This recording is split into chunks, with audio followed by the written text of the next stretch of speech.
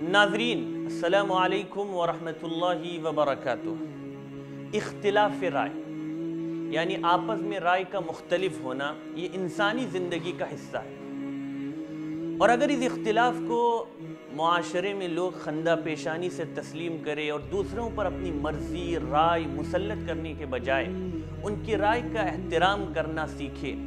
تو اس عمل سے سوچ اور عمل کی نئی راہیں کھلتی ہیں اور دوسروں کو برداشت کرنے کا حوصلہ پیدا ہوتا ہے، اور اس صورت میں اختلاف رحمت ثابت ہوتا ہے۔ اور اسی کے بالکل برعکس اگر اسی اختلاف رائے کو اپنے انا کا مسئلہ بنا کر خود کو 100% حق پر سمجھتے ہوئے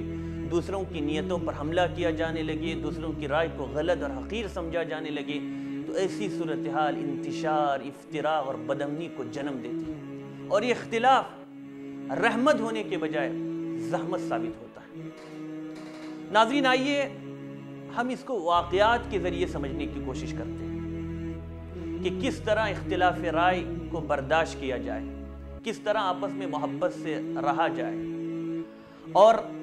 اپنے اکابرین کے واقعات اور طرز عمل سے وسعت ظرفی اور اختلاف رائے میں صحیح اسلامی اصول کو سمجھنے کی کوشش کریں۔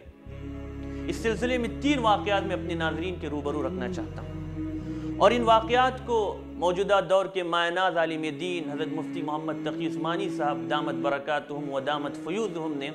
تذکرہ نامی کتاب میں کیا ہے۔ موصوف کے قلم سے اس کتاب میں سلف صالحین کے واقعات کے ساتھ ساتھ ماضی قریب کے اکابر علماء دیوبند کا تذکرہ بھی موجود ہے، اور یہ کتاب پڑھنے سے تعلق رکھتی ہے۔ اس سلسلے میں پہلا واقعہ ہے حضرت شیخ الہند اور آپ کے مایناز شاگرد حضرت مولانا اشرف علی تھانوی رحمۃ اللہ علیہ کا ہے۔ تحریک خلافت کے سلسلے میں ان کے درمیان جو اختلاف تھا وہ معروف و مشہور ہے۔ حضرت تھانوی رحمۃ اللہ علیہ اس قسم کی تحریکات کو چونکہ مسلمانوں کے لیے فائدہ مند نہیں سمجھتے تھے، اس لیے وہ اس سے علیحدہ رہے، لیکن استاد اور شاگرد دونوں کو اپنے اپنے موقف پر پوری طرح ثابت قدم ہونے کے باوجود اس بات کا پورا یقین تھا کہ یہ رائے کا دیانتدارانہ اختلاف ہے۔ چنانچہ عجیب و غریب واقعہ ایک مرتبہ پیش آیا کہ ایک مرتبہ تحریک خلافت کے بعض کارکنان نے تھانہ بھون میں جلسہ کرنے کا ارادہ کیا، جس پر حضرت شیخ الہند رحمۃ اللہ علیہ کا یہ کہنا تھا کہ یہ مجھ سے نہیں ہو سکتا۔ کیوں؟ اگر میں تھانہ بھون میں جلسہ کروں گا تو مولانا اشرف علی کے لیے بڑی تکلیف کا سامان ہوگا، ان کو یہ بھی گوارا نہ ہوگا کہ میں تھانہ بھون میں کوئی بیان کروں، خطاب کروں اور وہ اس میں موجود نہ ہو، اور اگر وہ شرکت کریں گے تو وہ ان کی دیانتدارانہ موقف کے خلاف ہوگا، اس لیے میں یہ کام نہیں کروں گا۔ اور ایسا ہی ہوا۔ حضرت شیخ الہند رحمۃ اللہ علیہ تحریک کے سلسلے میں ہندوستان کے مختلف خطوں میں تشریف لے گئے، لیکن کبھی تھانہ بھون میں جلسہ نہیں کیا۔ سوچنے کی بات ہے کس درجے ایک دوسرے کا احترام، ایک دوسرے کا خیال، اختلاف رائے ہونے کے باوجود، حالانکہ حضرت شیخ الہند رحمۃ اللہ علیہ استاد ہے اور حضرت اقدس تھانوی رحمۃ اللہ علیہ ان کے شاگرد ہے، لیکن کیسے ایک دوسرے کا احترام، کیسی وسعت ظرفی، کیسا تحمل، برداشت، اس سے فتنے دبتے ہیں اور معاشرے کے اندر اصلاح کی راہیں ہموار ہوتی ہیں۔ آئیے دوسرا واقعہ سنتے ناظرین۔ یہ واقعہ ہے شیخ الاسلام حضرت مولانا حسین احمد مدنی رحمۃ اللہ علیہ اور حضرت مولانا اشرف علی تھانوی رحمۃ اللہ علیہ۔ ان دونوں کے درمیان بھی سیاسی اختلاف تھا، اور سیاسی مسلک میں اختلاف ہونے کے باوجود حضرت مدنی رحمۃ اللہ علیہ حضرت تھانوی کے ساتھ اپنے بڑوں جیسا معاملہ کرتے تھے۔ ایک مرتبہ جبکہ ان دونوں اکابر علماء کے درمیان سیاسی اختلاف عروج پر تھا اور اس اختلاف سے ہر کوئی واقف تھا، حضرت مدنی نے دیوبند کے بعض بڑے اساتذہ سے کہا کہ عرصہ ہوا ہمارا تھانہ بھون جانا نہیں ہوا، اور حضرت تھانوی رحمۃ اللہ علیہ کی زیارت کو دل چاہتا ہے۔ تو حضرت مدنی رحمۃ اللہ علیہ اور دارالعلوم کے دوسرے بڑے اساتذہ تھانہ بھون روانہ ہوئے۔ اب دیکھیے اتفاق سے گاڑی رات دیر سے تھانہ بھون پہنچی، اور یہ حضرات ایسے وقت خانقاہ کے دروازے پر پہنچے کہ خانقاہ بند ہو چکی تھی، اور ان حضرات کو معلوم تھا کہ خانقاہ کا نظام الاوقات یعنی ایک ٹائم ٹیبل مقرر ہے، اس لیے اس نظام کی خلاف ورزی نہ مناسب سمجھی اور نہ حضرت تھانوی رحمۃ اللہ علیہ کو رات گئے تکلیف دینا پسند کیا، اس لیے کون؟ حضرت شیخ الاسلام حضرت مدنی رحمۃ اللہ علیہ اور دارالعلوم کے بڑے اکابر اساتذہ اپنے رفقا سمیت تمام لوگ خانقاہ کے دروازے کے سامنے ہی جو چبوترا تھا اسی پر لیٹ کر سو گئے۔ اب صبح کے وقت جب حضرت تھانوی رحمۃ اللہ علیہ نے اچانک انہیں دیکھا تو ایک طرف انہیں خوشی بھی ہوئی، لیکن اس بات کا صدمہ بھی ہوا کہ یہاں پہنچ کر یہ حضرات اس حالت میں انہوں نے رات گزاری۔ کوئی شخص اس للہیت، تواضع اور مسکنت کی مثال پیش کر کے دکھائے کہ عین اختلافات کے عالم میں بھی حضرات کیسی سادگی، کیسی بے تکلفی اور کیسی بے نفسی کے ساتھ ایک دوسرے کے ساتھ پیش آتے تھے۔ تیسرا واقعہ دارالعلوم دیوبند کے مائناد عالم دین حضرت مولانا سید اصغر حسین رحمۃ اللہ علیہ کا ہے، جو حضرت میاں رحمۃ اللہ علیہ کے لقب سے مشہور ہوئے، اور ان کے بھی ایسے عجیب و غریب واقعات کتابوں میں درج ہے جس کی نظیر اس دور میں ملنی مشکل ہے۔ موضوع کی لحاظ سے ان کا بھی صرف ایک واقعہ آپ کے پیش خدمت ہے۔ ایک مشہور عالم دین بزرگ تھے جس سے حضرت میاں رحمۃ اللہ علیہ کو بعض سیاسی مسائل میں شدید اختلاف تھا، اور اس کا اظہار وہ ہمیشہ برملا فرماتے رہے،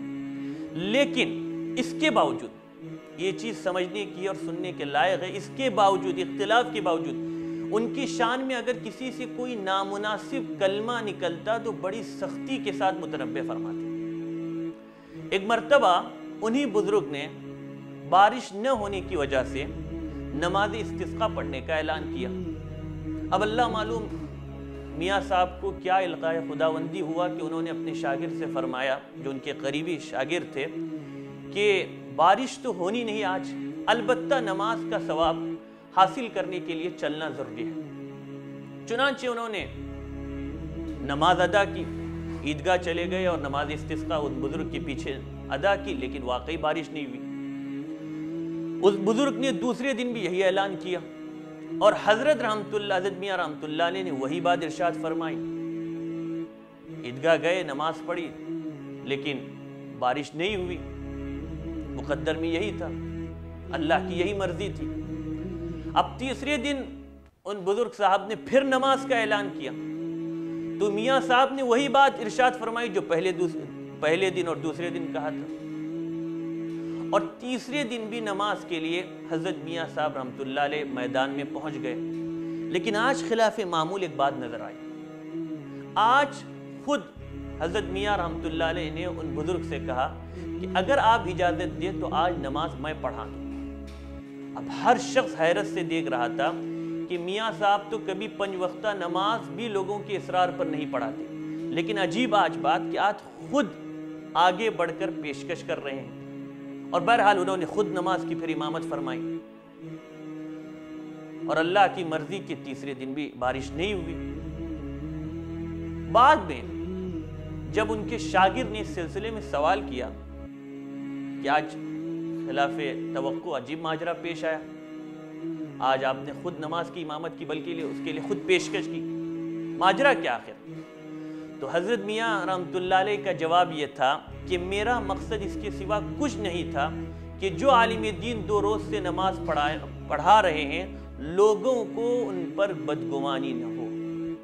اور اس معاملے میں میں بھی ان کے ساتھ شریک ہو جاؤں۔ اب اس میں کسی عالم یا شخصیت کا کیا قصور ہے؟ اب اگر بدنامی ہونی ہے تو تنہا ایک عالم کی نہ ہو، اس لیے میں نے نماز پڑھا۔ گنوا دی ہم نے جو اسلاف سے میراث پائی تھی، گنوا دی ہم نے جو اسلاف سے میراث پائی تھی،